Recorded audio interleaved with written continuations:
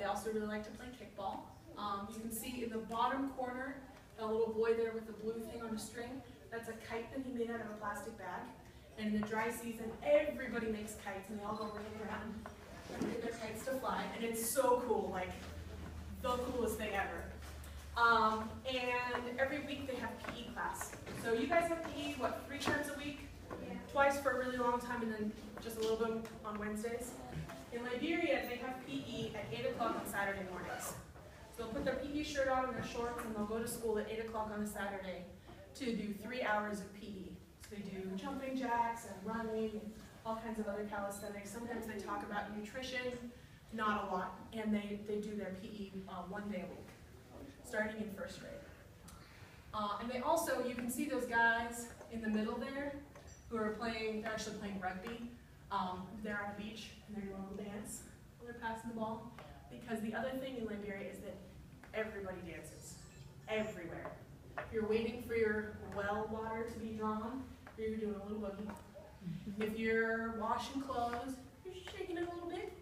If you're, whatever you're doing, walking to school, anything, you're dancing. And Miss Pridey, is dancing exercise? Absolutely. Absolutely. So that's something else that they do for exercise. And I actually, you know, I really like to dance, but sometimes I'm a little bit shy. I don't want people to see me dancing because I don't know if I'm a very good dancer. In Liberia, I would just be boogieing along and they would say, oh, thank you for the dancing, because they love it. And I think that's really cool, that they can be very unself-conscious about all of the work that they do. So let's go back a little bit to this decision-making, the choices that you make as Harvest Middle School students about your food and about your activities.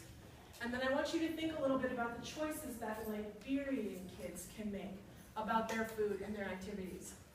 And I want you to raise your hand and tell me some things that you noticed about the differences between them. Yeah? They have PE once a week? Once a week? Yes? What else are some differences that you notice between your daily choices and Liberian daily choices? Or maybe some things that are the same, some things that they do that you also like to do. They have a job already. Yeah, they have a full-time job already. But you're helping a lot today. I want everybody else to feel like they can help too. Thank you very much. Yeah? They eat like once. They eat 1 meal a day. And how many times do you guys eat? Like 2, 3, 5, snacking constantly, except in math class, yeah? What else did you notice? The way how they eat. The way how they eat. So what did you notice about how they eat? Like they eat out of one bowl in Liberia and we eat out like Yeah, so they all eat together. Good. What else about food? Yeah. That's okay. What else? They walk 2 hours to school. Yeah, they walk a lot further. They do a lot of different things. They have a stronger community. Yeah, they have a stronger community. And sometimes that comes from like everybody eating out of the same bowl, but sometimes it comes from everybody having a job as part of the house. And if you have to work and help your household run, if you have to go get water, you have to take care of the kids, you're really invested in that family and that group. And sometimes people are living in the same house together, even if they're not family, but they're still family. So when I was in Liberia, I had plenty of aunties and uncles. Everyone. Auntie, I beg you can help me with this? Everybody was my aunt and uncle. Everybody was my family. And that was something that was really cool there. So, what are some things that Liberians like that you guys also like? Soccer. Oh, how many of you like soccer? You would fit in really good in Liberia. The World Cup was like a national event. It was amazing. And sometimes we would go to school and I would walk in already to teach my 10th grade algebra class, and I would show up and the principal would be like, what are you doing here? And I'd be like, I'm here to teach. And he'd be like, oh, but it's a field day today. Everybody has gone to the stadium. We're all going to go play games. Huh? So we would all go to the stadium, and all the first graders would play all the second graders in football, and all the third grade girls would play the fourth grade girls in kickball, and they would all play all of these games, like 15 games, at this big, really cool stadium. And then the alumni would play the teachers. It was a really, really fun day. Kind of surprising, but a lot of fun. Yes? And they dance. They dance. Man, So you guys are going to be doing a couple of more activities about that relationship between food and exercise and how you can make choices that keep yourselves healthy. And I want you to just keep in mind some of the ways that Liberians, the choices that they either want to make or that they have to make about that relationship between food and exercise. So I think we have a couple minutes left. Let's do some questions now that you have from the food presentation, from this presentation, just about what it's like to be in Liberia. Yeah? How long was school? How long was school? So, really good question. Here you go to school 8 o'clock in the morning to 3 o'clock in the afternoon, right? Yeah. Their school for junior high and senior high students, so from 7th grade to 12th grade, you go to school from 1 o'clock in the afternoon to 6 o'clock in the afternoon. Because the same campus is elementary school in the morning and middle school and high school at night. So every day, 1 to 6. Did they have like 8 classes like us, or did they just have 1 class the whole day? They actually have 11 classes because every high school student, so that's 10th, 11th, and 12th grade, they take biology, chemistry, and physics every year. They also take French. They also take their social studies like civics and government, and they have a history class. And they have geography. They have a lot of different, they have like English and literature are 2 separate classes. So they have a lot of different classes. But they pretty much do the same work that you would do here. They just break it up differently and call it different things. Yeah? Do they only speak English, or do they have their own language? So that was one of the things about Liberia that took a while to get used to. The only language of the country is English, but they speak like not really English. They call it Liberian English. And it sometimes felt like a completely different language, and it sometimes felt like exactly the same language, they just say words differently. If I speak to a Liberian class the way I'm speaking to you guys now, they would not understand. Somebody from the back would raise their hand. Ah, Miss L, we beg. We're not getting you clear. No light. Because they weren't understanding what I was saying. And I would have to speak very slowly in order for them to understand and use small words if I was going to speak standard English. By talking to Liberian English, men have no problem to give me very clear. They can give me cuckoo. So, language was sometimes fun. And they use a lot of different words too, like if everybody in class is all like disrupted and loud and out of their desks, I would be like, ah, but why everything be chocolate? Why is everything all mixed up? Get back to your seats. So, language was a lot of fun there, yeah. Yes? The other day I was reading a book and it showed a picture of Liberian people with an American eating like a bowl of rice with the picture that showed last week. Yeah. It's reminding me of what you can talk about. I'm really glad that you are doing some outside research. That's pretty cool. Peace Corps volunteers are supposed to be there for 2 years. That's the term of service that you have. So you go for a couple months of training in the beginning, and then you have 2 years of your job. And I had just finished my first year of teaching. I was helping to train the next group of volunteers, and I had another year of teaching. And I got a phone call from staff in Peace Corps Liberia saying, pack a bag, we're coming to get you right now. Why? Because of Ebola. And this was the beginning of August. I didn't know anybody who got sick. I didn't get sick myself.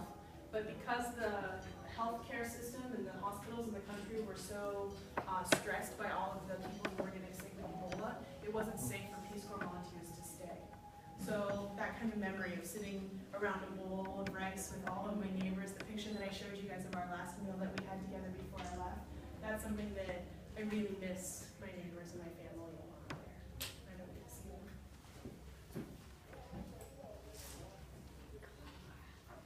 More questions?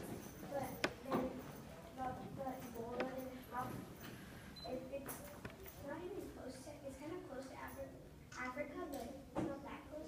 It's like, if it's not close to Africa, but then how could they get it? So we have a little map here. I'm going to go back to this page here. So you can see Liberia is, this is the continent of Africa. Liberia is here.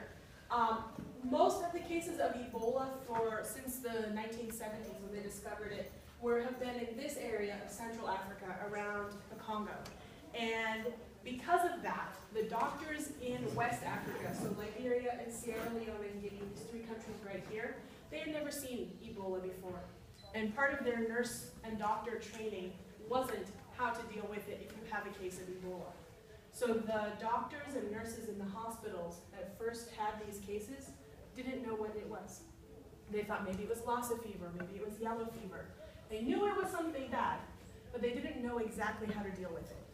And part of the thing that makes Ebola difficult to spread is that it's very hard to get unless you actually have contact with the blood or bodily fluids of somebody who's really, really sick with the disease. And if you have gloves and protective outfits and good isolation ward in the hospital, you're never going to get sick.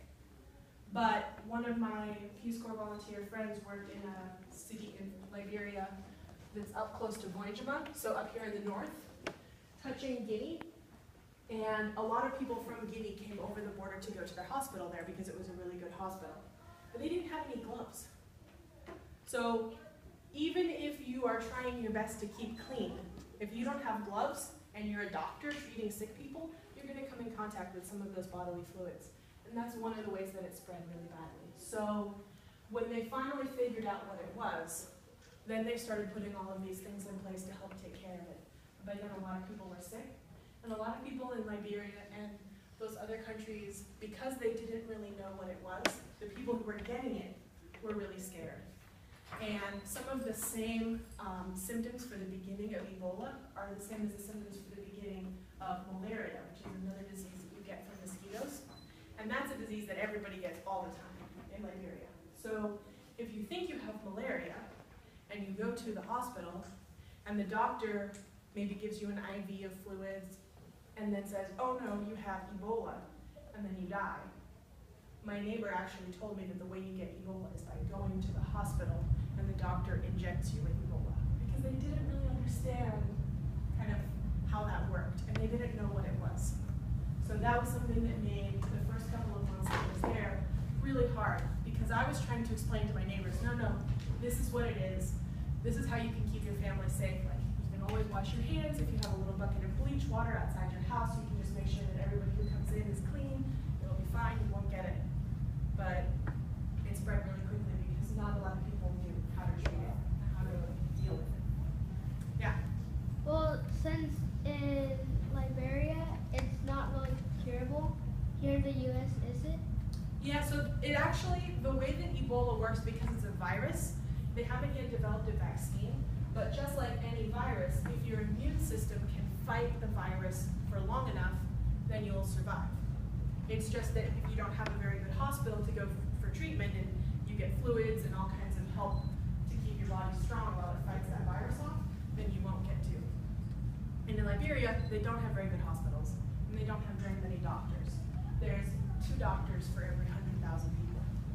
There's not very many. That's like as many doctors in the whole country as there are in America, actually less. So they, in the United States, if you get sick, you go to the doctor probably knows what you have or can diagnose you fairly easily or get somebody around who can. And then we have gloves, we have those hazmat tent-like suits, we have very good isolation wards, and somebody in America gets sick with Ebola, nobody else is going to get sick. It's not going to spread because we have a really different healthcare system and we have a different culture. So in Liberia, if you don't have very good doctors, then you're caring for your family members at home, right? Taking care of your mom or your cousin or your brother or your son who's sick. And if you are saying hello to somebody, you always greet them with a handshake, like, hey, how's it going? And there's this really fun, cool Liberian handshake that you do all the time. We don't do that here.